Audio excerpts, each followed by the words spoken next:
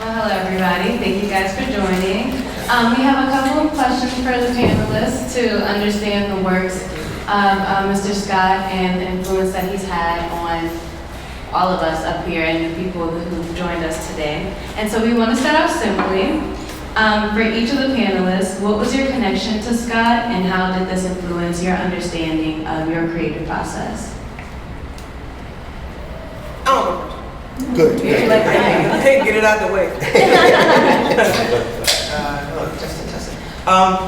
I took my first art class. What's the name? I don't exist. My name is Kimberly Dummons. Everybody calls me Kim.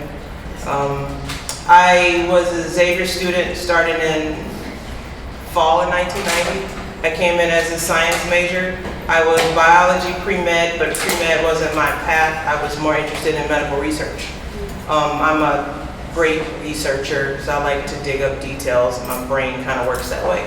I met another art major that semester who said, you should take an art class. And I said, I can't draw. And he said, it's not about drawing, it's about the thinking, really, that goes into it. So take the lowest level art class, which at Xavier wasn't art appreciation, it was 2D design. 2D design was problem solving and thinking. In the same way we had to think about problem solving in the sciences, you start with a set of givens and then you start to figure out what your answer was. And what got me really interested was that it's not just one right answer. There could be 17, 20, 30 right answers that solve the problem. And the idea of that was what latched me in. So I took one 2D class. The next semester I took 2 art classes. I did a double major. And then the next semester I dropped the biology altogether, used it as a minor, and then took over with the art classes. I ended up getting a scholarship and my parents could see that, oh, art is a viable option. You can do something with that. Yeah, I could do something great with that. I started working for Scott in his studio, but it always came back to problem solving. And the work that he did for himself in the commission work that I got to see him produce, fight for, and then win a commission for, the things that he taught people coming into the shop. Anyone that left out, it was all about, well, what's the problem you have to solve? So when we talk about what I got from him that I continue to work with and that I try to teach students, it's problem solving, creative problem solving. And whatever it is, you don't have enough money in the bank, you're trying to figure out how to cast metal and you don't have a foundry. How do you think through the problem to then solve the problem? So, Louise. Oh. Come on, you can take the microphone and then Louise. Hey, good evening, everybody. My name is Louise Mouton Johnson. I entered Xavier University in the middle of my sophomore year, so I can explain how I got there. When I graduated from high school in 1972, I went directly to Newcomb College, part of Tulane University, and I majored in fine arts there. Printmaking was something that I really loved doing while I was there. The instructors were good, but I felt that I needed more. There was a lot of equipment there, you know, well-stocked studio and everything. But what got me to Xavier?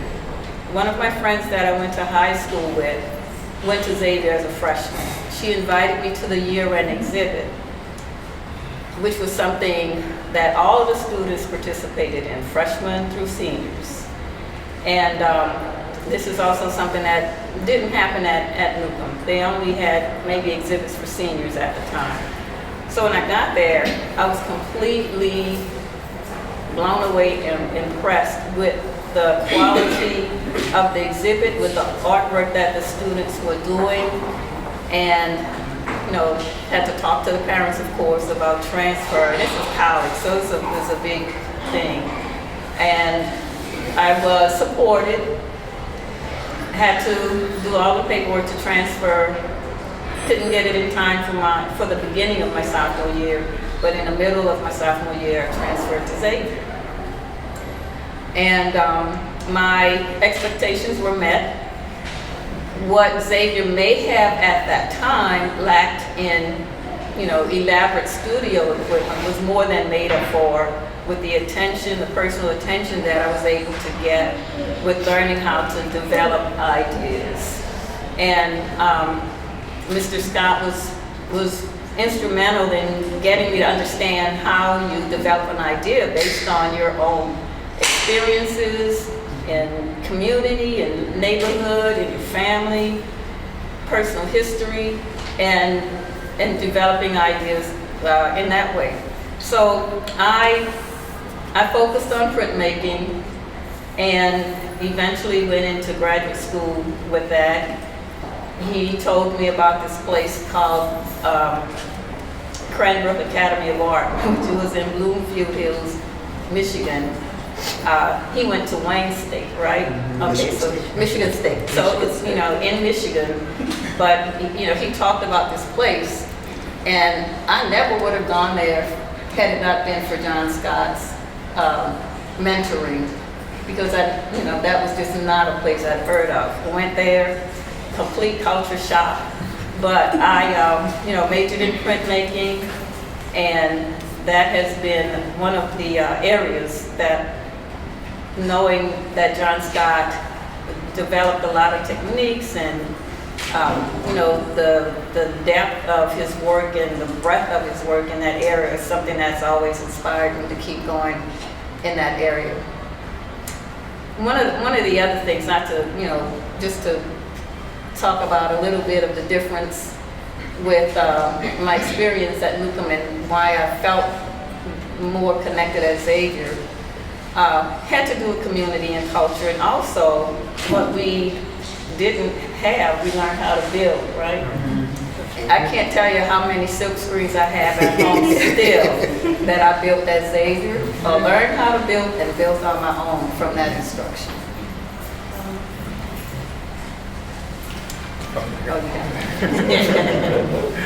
Hi everybody, I'm Ron Bechet. And I guess my first experience, similar to Louise, I was a student at the University of Louisiana, and I had a friend who was a Xavier student, one of my high school classmates, and he heard me complaining a little bit about UNO and the culture aspect of UNO being very different from what I was used to at home. And he told me, "Well, come over and meet this guy." He was actually taking a class, a sculpture class with John Scott at the time.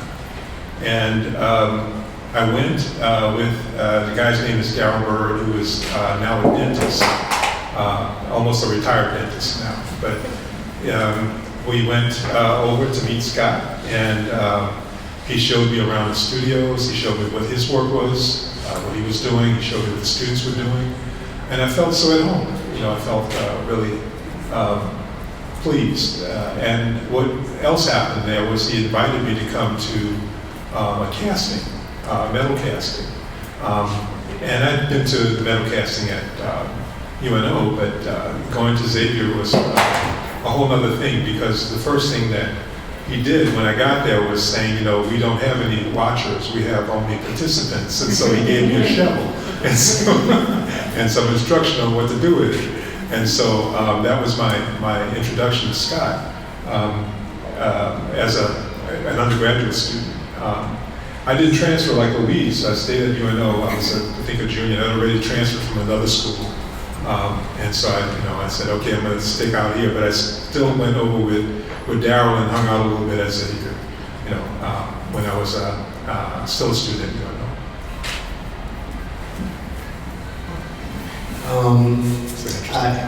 Yeah, so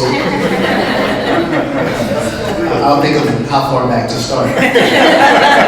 So interestingly enough, I was also biology pre-med as I started Xavier.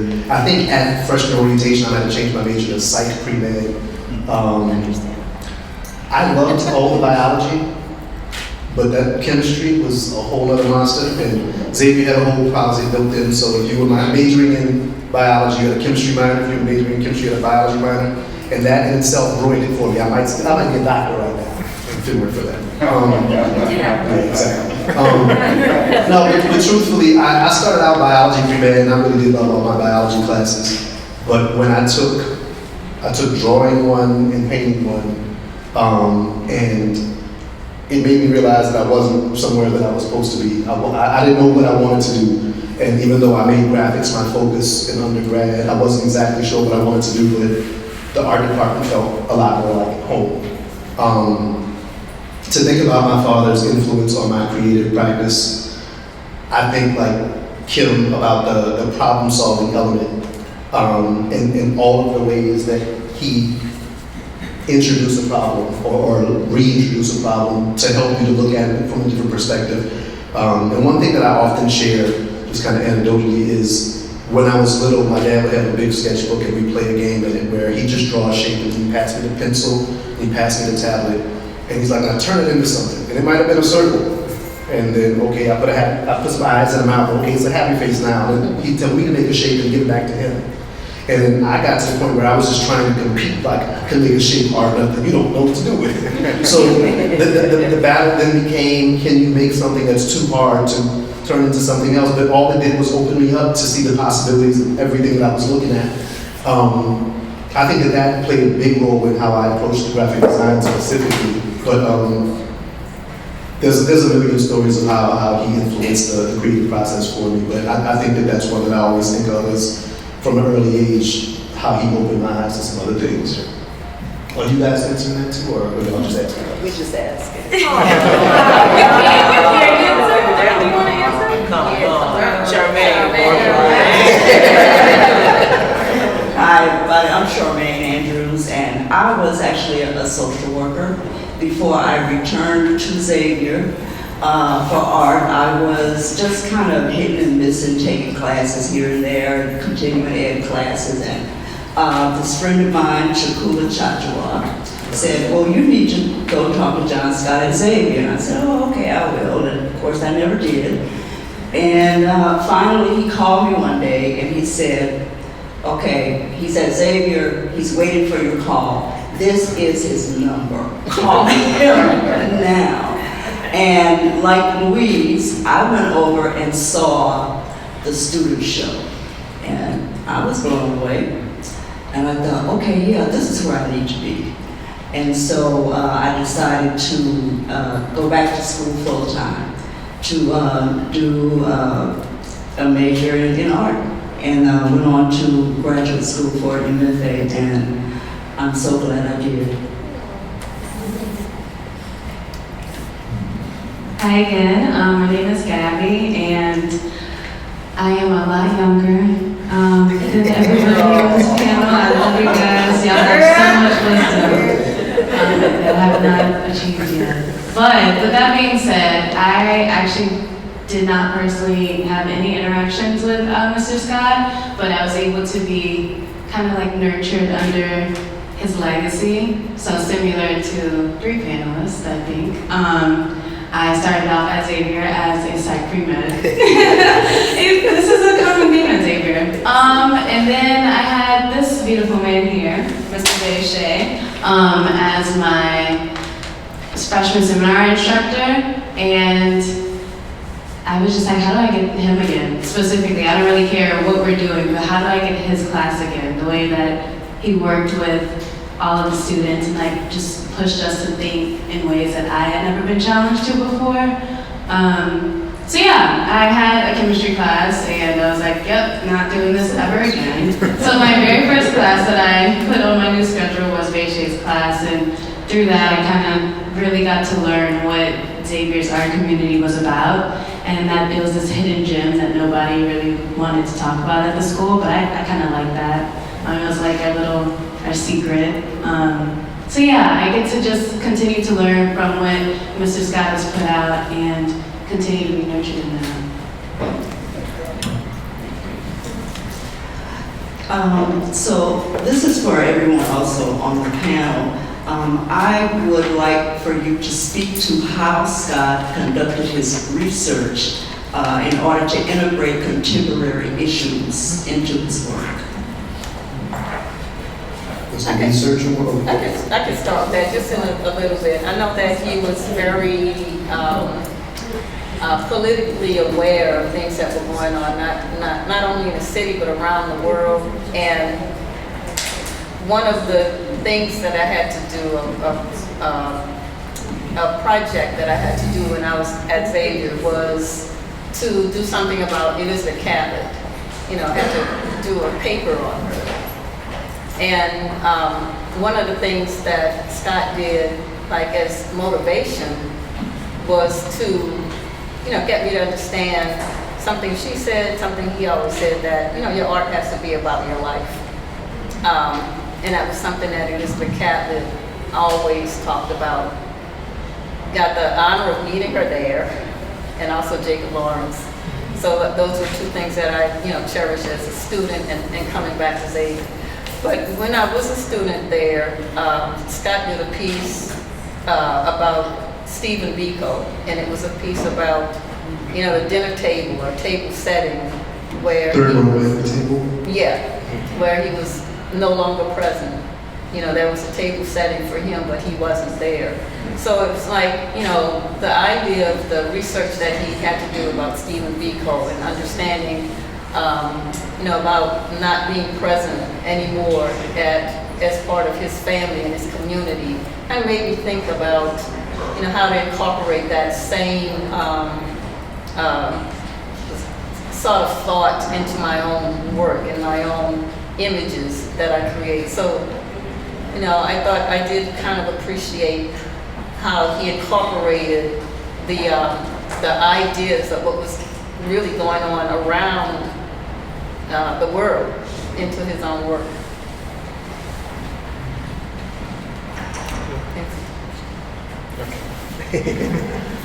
I guess too, I'm listening to the question and I'm looking at the walls over here and saying, when this piece was made, you know, Ayo was in high school.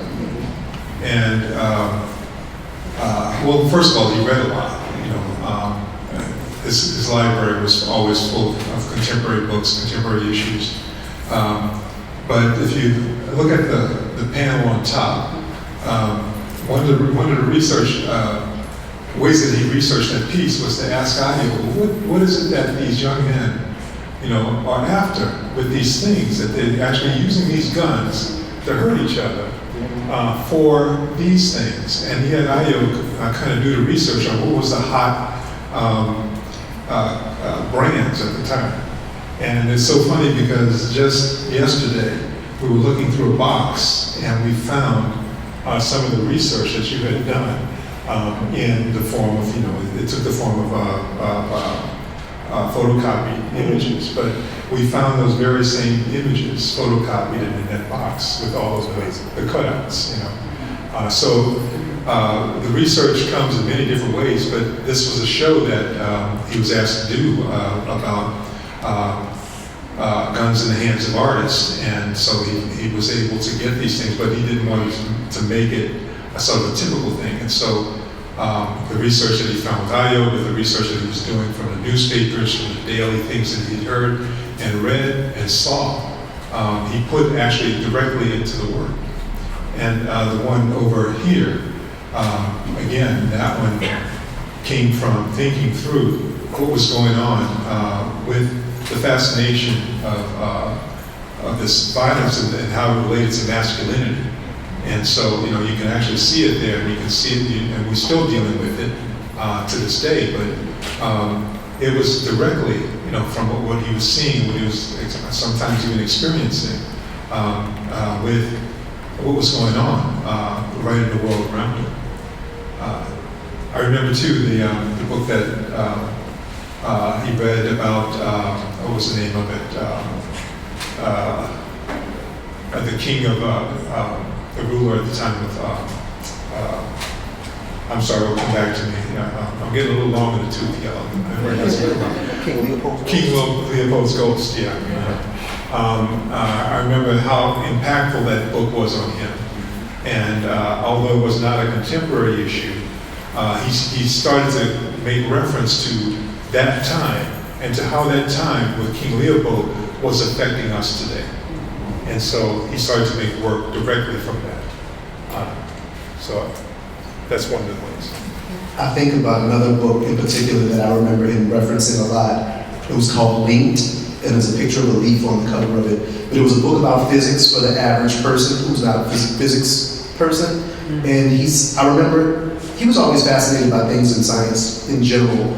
But when he found that book, he felt like it was teaching him physics in a way that made sense, that he had never been expressed at before. And I think one of my dad's strongest qualities, in my opinion, was his ability to talk to people in whatever their language was.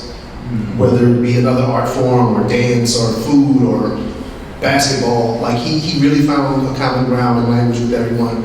And as fascinated as he was by the world, when he could find a way to communicate something new in a way that he hadn't found it before, he would consume that and share that with everyone else. So even the research itself was often about the sharing of community and the passing it on, paying it forward, etc. Not that that was a part of the question, but just that it's built into everything. So.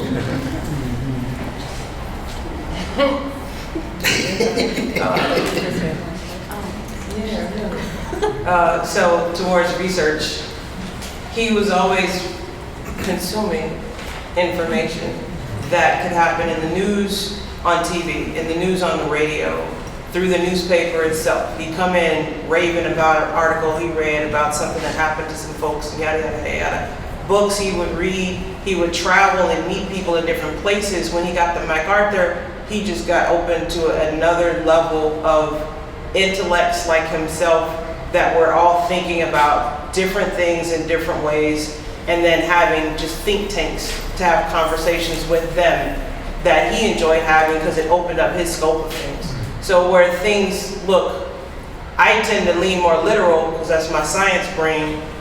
It was always a challenge to figure out how to say that without being literal. And he had a way of blending different content so that it had that broader appeal and mean all of those things simultaneously. Jazz thinking, spherical thinking versus linear or trying to get on a plane. Planar thinking is more about the sphere and everything being related. So his research wasn't always about the kernel or the seed. It was about all of the seeds together and then the seed and the tree at the end simultaneously.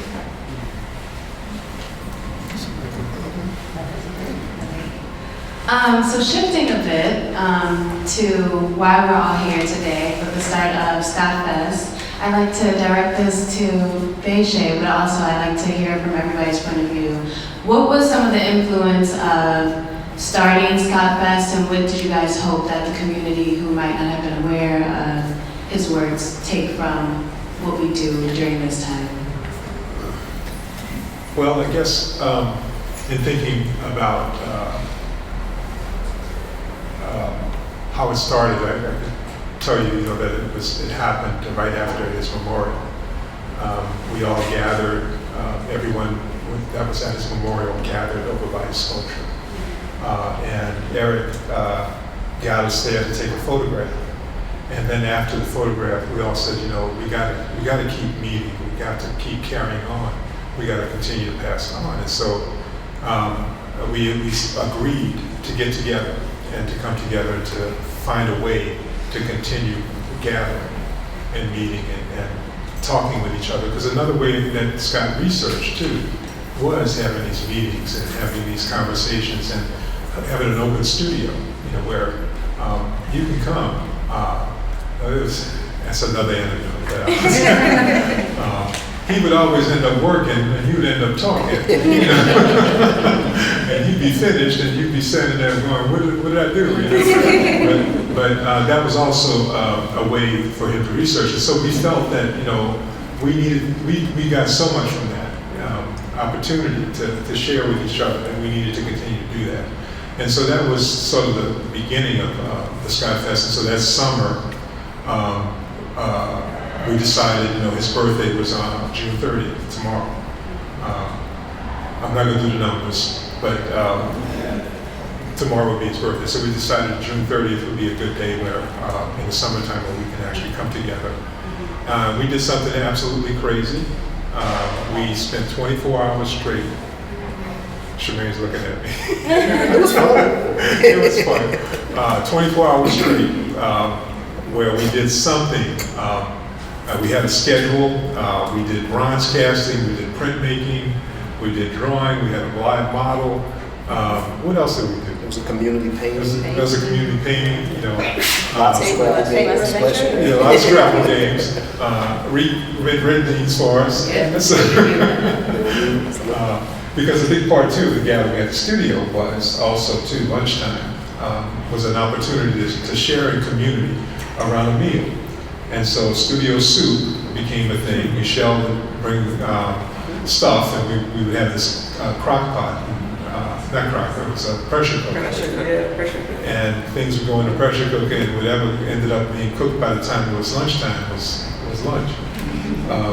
But you know, but it was an opportunity for us to have the opportunity to share. And so the meal too was important for Scott Fest as well. So that was something else too that we planned in the 24 hours.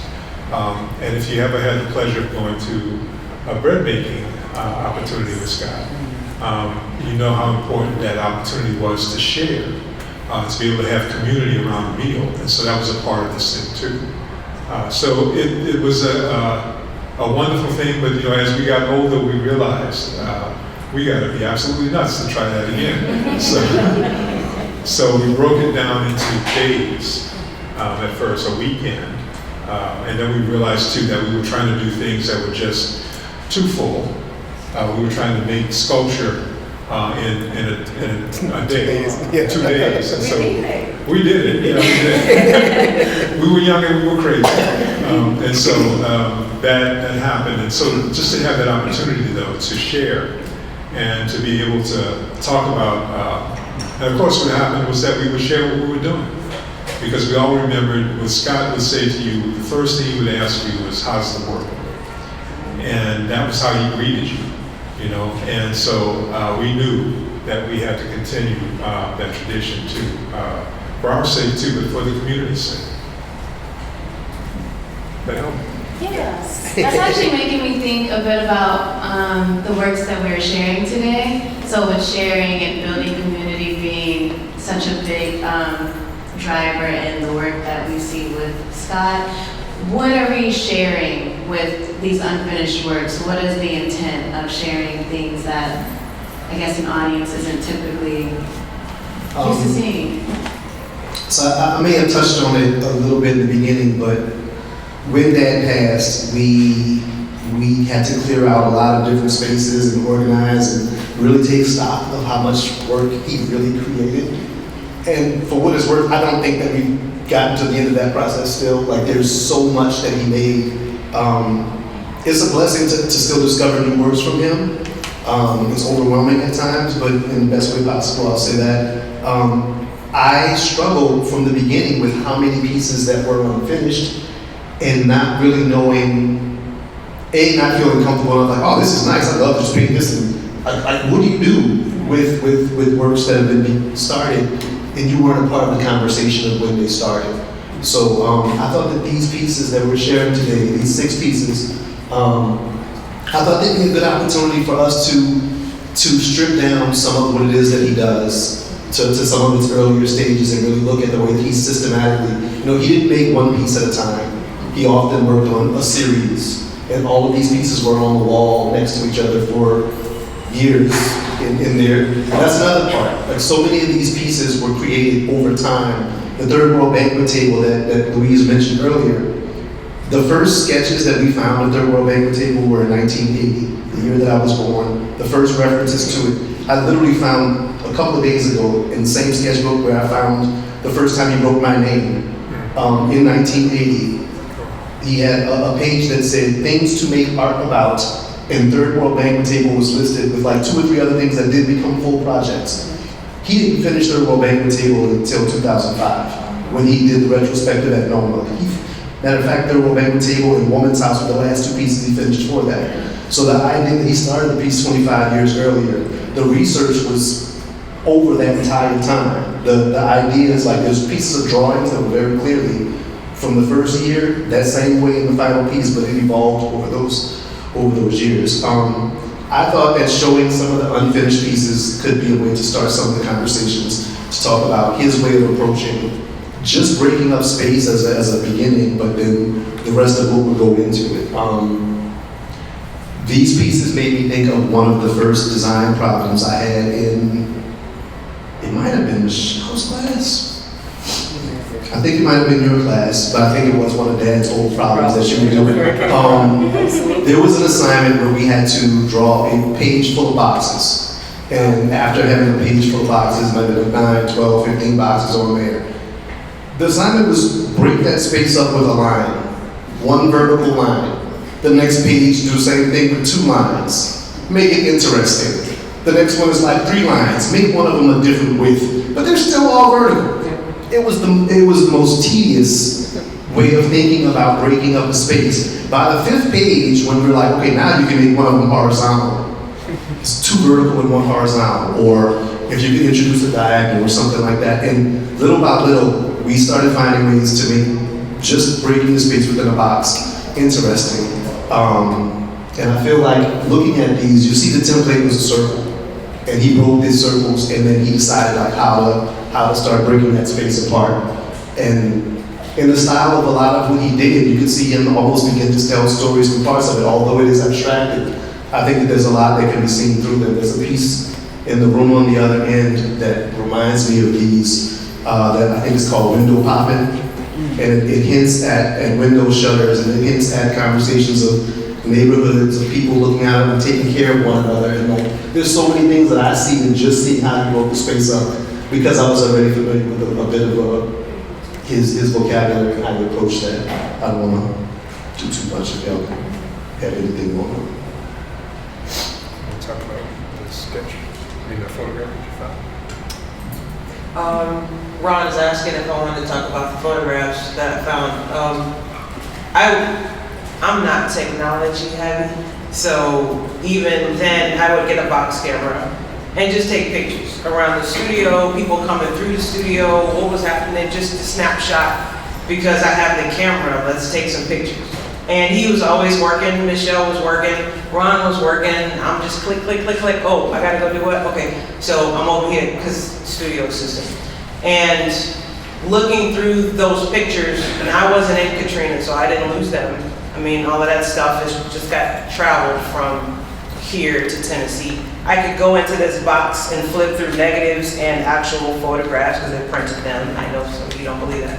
They printed them. And I could pull out at least 6 photos where Charmagne's in a shot and Ron's in a shot, where those pieces are on the wall in the back. There are other things going on in the photo, because I was snapping whatever I was snapping, and the pieces were in the back. And then they used to put the date on the back of the photo when you got them developed. So they're all dated 97. So the photos were at least 96, 97. That's around when they were created. And at that time, he was getting a lot of stuff water jet cut, because here's this technology and I can get repetition out of them, and then I get to play with the repetition, which was his thinking about how he put things together. So there's a piece, Double Jib for Sydney, that's got that repetition in it that he broke up with something else. And so when he discovered a thing, oh, here it is. The piece in Atlanta Airport was all cut with a water jet, and we got to see him have them cut and then have them built and then painted and then go install them. Everything at that time had some relationship, media, color, the repetition of the form, the repetition of the line, and these happened in that same window. So he could have been working on something completely figurative, and these would happen simultaneously. And then he'd work on printmaking, because there was a press out of the studio, and these would happen simultaneously. Lush Life started and then exploded. There's a bunch of them, like, dude, where did that come from? And then these would be on the side, and he'd go back and touch, so there was a constant relationship of things all happening at the same time. From the book about Billy Strayhorn. Right. Yeah. So. Which was an amazing discovery too for me and with him, that he read this book called Lush Life about Billy Strayhorn's life, and he was so fascinated by it that he began to do that series and the questions that he raised to all of us about, Billy Strayhorn's life, not just his music, but his life, was really, really challenging conversations to have in the studio. So it was a really interesting time. And that was, back in '98. Right. To have that kind of conversation. I think that almost goes back to the question about research also. And the music that was played in there, like, was also not just background, but a part of the conversations and a part of the thought process.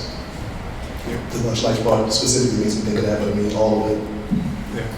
He had a CD player with like 50 spots. And he filled it up with CDs. So there was Next to Gordon, there was Miles Davis, there was Purple Rain, but only the one Prince album because he couldn't stand Prince. And other stuff. And then we would jump, and then for a week he'd get in a mode where play that again. No, that one CD, play that again. No, okay, play that one again. Okay, I know Sketches of Spain now from back to forward because we heard a lot of Sketches of Spain and like other albums. So the music out there was usually jazz, but also the Tan Canary, blues, and lots of jazz, maybe some contemporary stuff, but not a lot. But that music ran in the background while he's ideating on a lot of other things all happening at the same time. And picking up on the music cue, I remember that it seemed like when Mr. Scott started working on a piece, he would be playing very kind of bluesy, slow, sometimes sad music. And as he got through the series and as he was getting finished, it went upbeat, it was jazzy, it was like, let's dance now. So it kind of like, we kind of knew when he was just starting out and when he was about to finish a piece because of the music that he played. A lot of Ray Charles at the end. Yeah. So one of the things that I was sitting here thinking about is Kim was speaking about the work at the airport, where this was a collaboration with a number of artists, and how Scott and Marsalis got together on this piece so that it was about visual art, but it was also about music. The colors were linked to certain keys, certain tones in the work. And so I would like for you to talk about your impression of how he involved science and physics and music and things that most of us would think were non-art related, yet he made them related with his art. That specific piece you're talking about, I remember him developing ideas with. I think the piece was written by Helis for that. Dad had the notes for the music translated into whole note, half note, quarter note, eighth note, and he had prisms that were cut to different lengths to represent whole, half, quarter, etc. And the pieces were suspended in front of in an area where there was windows so that light was coming directly through them. I know we're wrapping soon, I'm sorry. I remember that part of the design was to use technology. I don't believe that the full vision was ever fully realized, but the idea was that there was going to be a device that could play the music by reading the notes of the rainbows cast on the wall from the prisms. I don't believe that part ever was realized, but I do remember designing music visually with creating notes and just choosing to use like the sun as the kind of catalyst to bring it all to life. That was the old airport, Concourse D, right? Was it C? Okay, yeah.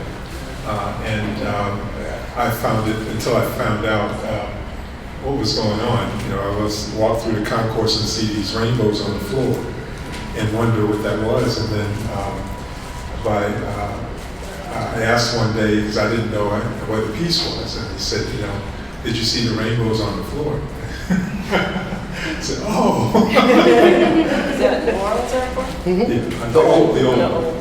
Okay. And even all of the, like, the airport themselves used, like, all of the mosaic that went down the rest of those halls was based off of the patterns of the piece that he created there, but that whole concourse was really based on that one window installation. I mean, like, all of the other art, well, decoration that ended up being added in there was based around that as well. Like, it inspired all the rest of the space. So I think we're coming to the end, and wanted to ask if there are any questions for the panel from the audience. Very good. Where is that work now? The work at the airport? It was largely like, if the window's not there, it's probably still in the old building. Because as long as the building's there, it was built into that concourse. I think Red Bull's been using it as a skate park lately or something. No, like the whole old airport was like being used to skate and stuff like that. But as long as the building's still up, I imagine they didn't take those pieces down. But if you could get into there, probably pretty great to photograph that. Anybody else? Just thinking about the innovation and ideas, how he came to ideas, that was kind of interesting too. And how he, looking at Martin over there, I kept thinking about when you guys were making Spirit House and some of the problems that you guys solved when it was actually being built, from the thing about how to get just plasma cutter to work, to cut. So they would literally draw onto the metal and then cut with a plasma cutter, the shapes cut out. And for some reason, the plasma cutter just would not cut off, it would stop.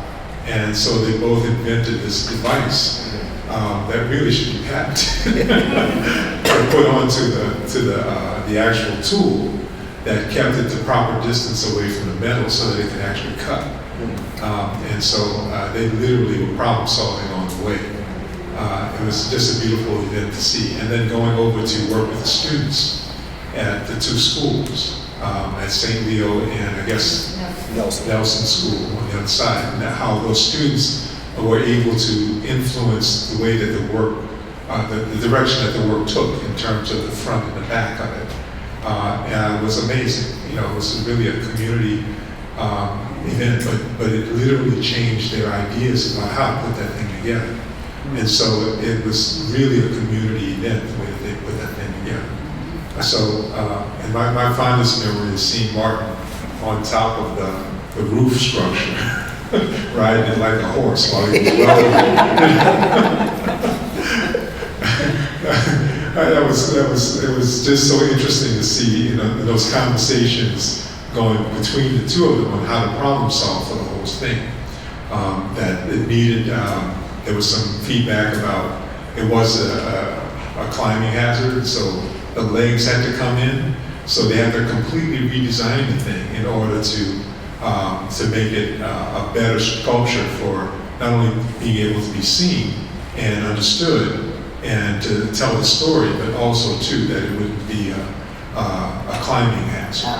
And so all those things they were working out as they went along, and so that was the way too that a lot of the work was made, and it was improvisational, it was solving problems, it was dealing with what they had to deal with at the time, and how you also included the voice of the community directly into the work.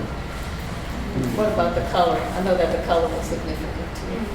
The color was meant to be, correct me if I'm wrong, Martin, but the color was meant to be the color of copper as an oxidative. And so all around the city you see this copper. At the time when these artisans who were building the city made what do you call it, the rain collectors, the gutters on the house. It was made from copper, and so the oxidation color was something that became a very strong color within the city, that particular blue-green patina on that copper. And so that became the impetus for that color that you see, the color of that sculpture.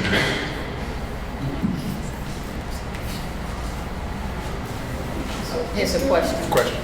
I was wondering if any of y'all know, you could tell the story of the events leading up to when he was awarded the MacArthur. I was 12.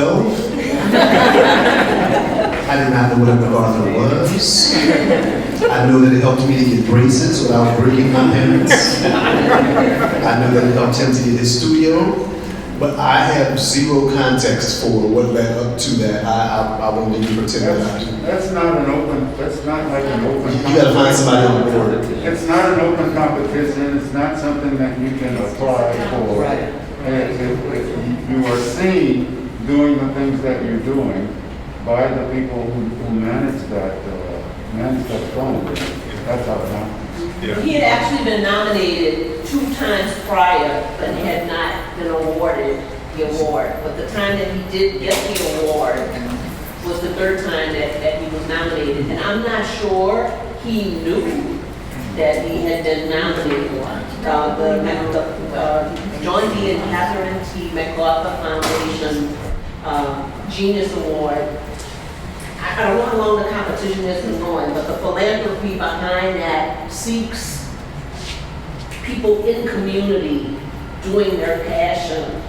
And it was he was floored. My mom and brother were in Massachusetts with me at the time when he called to share the news. And it was just amazing and life-affirming. And it gave him an opportunity to pause work at Xavier and go all into the studio and create art for like 5 or 6 years. When you say go into the studio, like what I was saying, I understood that he took most of that money and put it toward a studio. Was it a new studio? Or So we have a small structure in the back of the house where I grew up that was the little studio. He was at Xavier most of the time, but after the MacArthur Award, he was able to purchase a building in New Orleans East that became the studio, the big studio.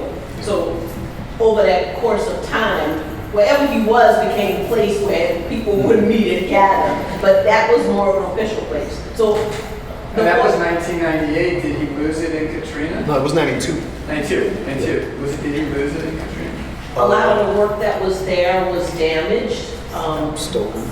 Some of the metal pieces were stolen. So the structure remained until we were able to sell it, and we were able to take as much as we could from there in terms of paperwork and history. There's some pieces that were suspended in the air, and there was also prints on the second floor. So outside where the hole was in the studio, some things were able to be, a lot of things were able to be preserved or repaired. These wood blocks were in there. These wood blocks were restored post-Katrina, but they were floating around. And when we salvaged these from Katrina, these wood blocks were curved. If you look at the backs of them, there's a counter bevel to keep them flat that they were fixed against. That was done because these pieces were warped and curled up after floating around for a bit. Who fixed them? I actually met a woman here when I was doing the last conversation we had. I met a woman here whose daughter was one of the people who worked at Arthur Rogers doing some of that restoration. I don't remember the name, but I want to say Arthur had some folks who did that kind of conservation work. Very nice. Thank you very much. And I was just going to say with MacArthur, you just get a phone call, and that's it. You don't know anything about the process, who nominated you, anything. You just get a phone call. So. I think there's a question in the back, very back. I saw a hand. It's not really a question, but Ayo and I'm friends actually. Are we? Yeah. Now that you said it in public, yeah. Share with you, I'm young from Helis, and also I teach at Xavier University, and I'm the executive director of the Community NOLA. Speaking of Mr. Helis, I really didn't really share much about it, but I think I moved right after your father passed away, and then I built up the friendship with Mr. Helis. And each time when I was seeing him, he was talking about your father, especially about music. And he even pointed out, over there we sat for hours alone and talked about music, right? And in 2013, I think, Ron, we did a project. It was not very exciting name, it was just art and music, and I somehow wanted to play with him so badly because I was in the science. And Alice, please let me know if there's a song I can play without improvisation like jazz musicians do. That I can play just it is, as it is, right? And he said, my dear friend, John Scott loved just Purple Walk with me. And we played together. But not only that day, but every day he was talking about, you know, how the music worked with the arts. And what Xavier meant. He even brought me to Xavier saying, now your career is over. No, your job is over. Your career will start here, right? He has so much heart because of their relationship. And also, I was thinking about how amazing it is actually. I might be the only Korean here who tasted the benefit of the friendship. And also, you know, I lived in different countries and came here. And Alice was the one why he said, pass it on, pass it on, pass it on, pass it, right? And I'm really hoping to, that these little kids in our community will taste this amazing opportunity as well. And Alice's friendship with your father's legacy. That will be really good if we can really share, like we're sharing European arts or any kind of arts form, right? So I just want to share a beautiful story that he was talking about your father almost every day. And I wish I had a device to record everything, right? Bill, you want to tell me about the on Arthur Rogers' website, you can find the conversations with Alice and John and other people as well. But those conversations are on the website if anybody's interested in actually hearing those. I'd like to hear you talk about the problem that you're setting up for the Scott celebration based around these pieces. You prepped. You want. Just basic. Yes, sir. We have the 6 pieces that have been sort of knocked the dust off of them to reveal what the images look like. And so if we're thinking about a conversation with Scott because you have had one before or you had not met him, but you're learning about him through the ripple that he caused, what would that conversation be? What would it look like? Call and response, so to speak. So then if that's the call, what would the response be? How would you answer that? If you were to have those and he created that and then handed it off to you, like that sketchbook, what would you do with it? And how would that conversation continue? So for this weekend's work, we cut out square shapes that are 20 by 20 and then some that are 12 by 12, just to a smaller scale, something you could finish like in a weekend. And they all have circles cut from the center of them. And then we have a lot of linear elements. And then you can build based on that structure as a foundation, but then where do you go with it? So how do you continue that conversation? If this is part of the structure, where would you go with it? So we have the materials in wood, or these are metal, because wood's less expensive and quicker to put together in, say, a weekend's time. You can collage on top or paint on top or start to shift and change. But our question for the weekend is, if you're having this conversation, where do you go with it? And here are the base pieces for you to get started now, like jam and rock out. Where do you go? Kind of thing. There was a hand. Yes. Yes, I'm not sure who's familiar with what, but I